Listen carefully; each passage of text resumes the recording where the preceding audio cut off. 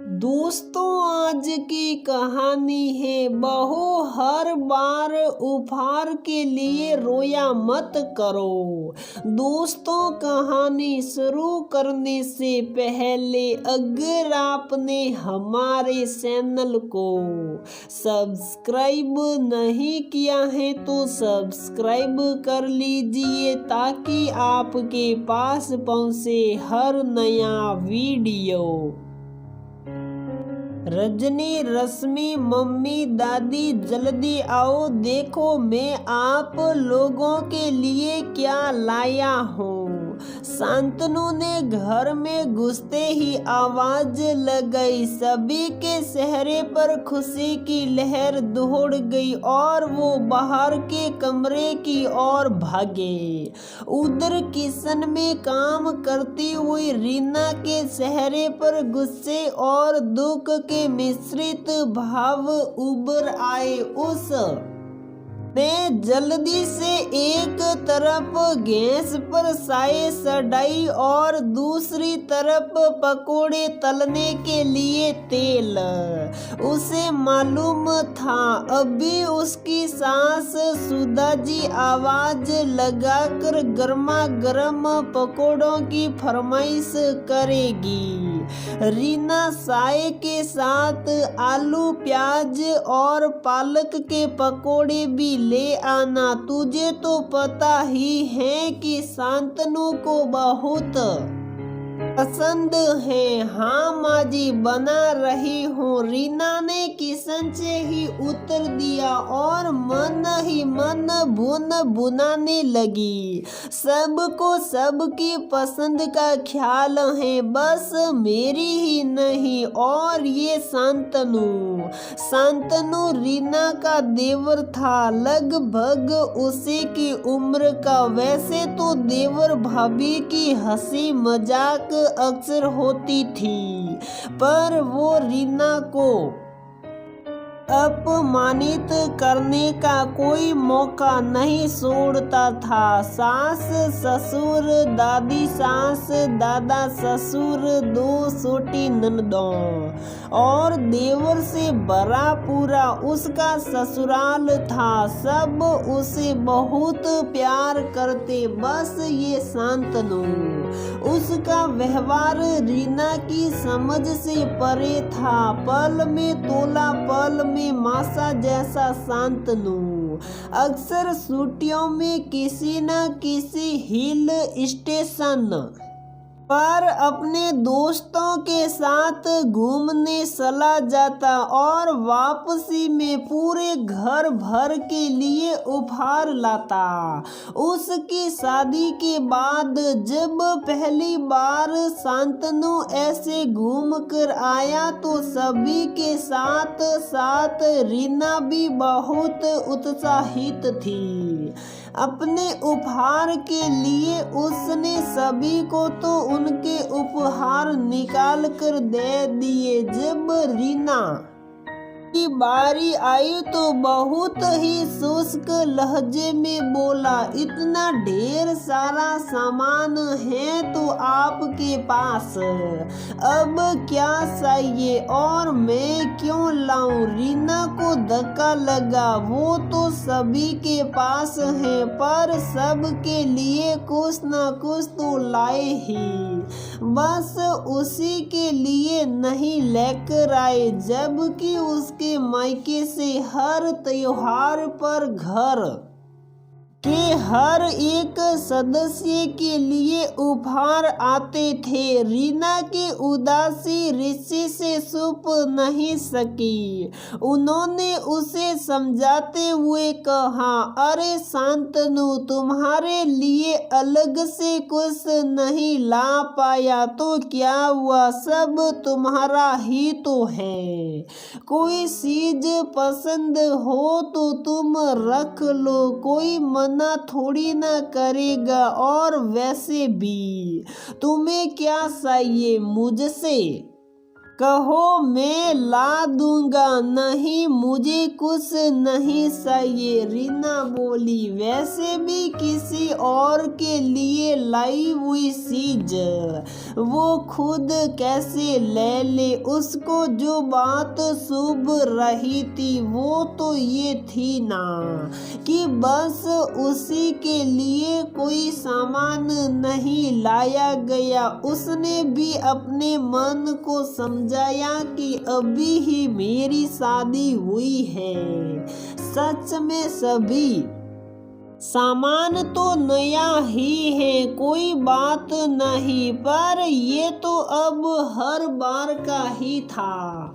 शांतनु सभी के लिए कोई ना कोई सामान जरूर लाता, पर बस उसी के लिए नहीं। और सबसे ज्यादा गुस्सा तो तब आता जब चाय पकोड़े की फरमाइश के बाद उसी के सामने सब को एक एक चीज निकाल कर देता और हंसते हुए जान बूझकर पूछता कि भाभी कैसा लगा सामान। ननदे और सास जब अपना उपहार उसे दिखाती तो रीना मन महसूस कर रह जाती और झूठी मुस्कुराहट के साथ तारीफ कर देती। आज भी वही सब होने वाला था। इस बार शांतनु कश्मीर गया था। उसका बहुत मन हुआ था कि खुद ही कश्मीरी शाल लाने के लिए बोल दे, पर उसे डर था कि कहने पर भी वो नहीं लाया तो उसने निश्चय कर लिया था कि सबको चाय पकोड़े देकर वो वहाँ एक मिनट के लिए भी नहीं रुकेगी, भले ही कोई कितना भी बोले। अरे वाह भाभी, आपके हाथ की चाय और पकोड़े के तो कहने ही क्या। शांतनु ने शरारती अंदाज में कहा। रीना मुस्कुराकर रह गई और वापस जाने को मुड़ी। भाभी जरा बैठो तो सही। शांतनु ने हर बार की तरह उसे रोका। नहीं भैया, अभी बहुत काम है, आप लोग बैठिए, कहते हुए रीना अंदर जाने लगी। रीना, जब वो बोल रहा है तो बैठ जा, काम कहीं भागा नहीं जा रहा है, सुधा जी बोली। रीना का मन तो हुआ कि कह दे कि क्यों बैठा रहे हैं, अच्छे से मालूम है, पर वो चुप रह गई। शांतनु अपना सूटकेस खोल कर बैठ गया। सब के लिए एक एक करके सामान निकालने लगा। दोनों ननदों के लिए कश्मीरी सूट, मम्मी दादी दादाजी के लिए कश्मीरी कढ़ाई की शाल रिची और पापा जी के लिए कुर्ता। रीना मन ही मन बहुत दुखी थी, पर झूठी मुस्कुराहट लिए बैठी रही। आखिर शांतनु के सूटकेस बंद करने पर वो भी उदास में उठ खड़ी हुई। दोनों ननदे अपना सूट पहनकर देखने चली गई थी। कहाँ चली भाभी, ये तो लेती जाओ। शांतनु ने उसको आवाज दी। अपने भैया को खुद ही दे दीजिएगा, कहते हुए रीना तेजी से अंदर चली गई।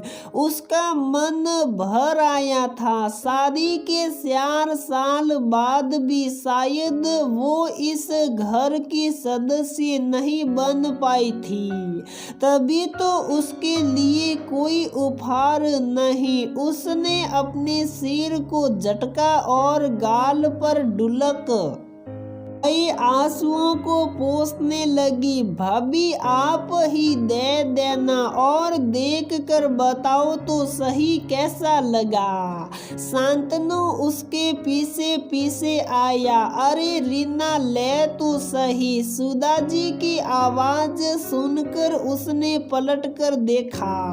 शांतनु ने मुस्कुराते हुए उसके हाथ में एक मखमली पैकेट रख दिया। मेरी लाखों में एक भाभी के लिए छोटा सा उपहार। रीना उसे आश्चर्य से देखते रह गई। उसने पैकेट खोला तो उसमें बहुत खूबसूरत पश्मीना शाल थी।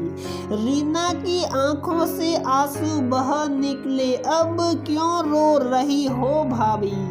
पसंद नहीं आई हो तो किसी और को दे देता हूँ, शांतनु ने शरारती लहजे में कहा। रीना के चेहरे पर मुस्कुराहट आ गई। भाभी मुझे मालूम था कि आपको पश्मीना शाल बहुत पसंद है, पर उसकी कीमत देखकर आप खरीद नहीं पाती थी। बस मैं उसी के लिए पैसे जुटा रहा था और आपको लगता था कि सबके लिए उपहार लाता हूँ, बस आपके लिए नहीं। सॉरी भैया, मैंने आपको गलत समझा, रीना ने पश्चाताप भरे स्वर में कहा। चलो तो अब 20 बार उठक बैठक लगाओ। शांतनु के ये कहते ही सब हंस पड़े। दोस्तों, नई बहू के मन में ऐसे विचार आना स्वाभाविक ही है, क्योंकि उसे हमेशा एक अनजाना सा डर रहता है कि ससुराल वाले उसे अपनाएंगे कि नहीं। उसी के कारण कई बार बहुत सी गलत फहमियां भी हो जाती हैं। वही ससुराल वालों को भी उसके मन की स्थिति समझते हुए व्यवहार करना चाहिए। ये रिश्ते बहुत नाजुक होते हैं, इन्हें बहुत समझदारी से निभाना चाहिए। तो दोस्तों, हमारी ये कहानी यहीं पर समाप्त होती है। अगर आपको हमारी ये कहानी पसंद आती है तो प्लीज़ वीडियो को लाइक करें, शेयर करें और हमारी चैनल को सब्सक्राइब ज़रूर करें।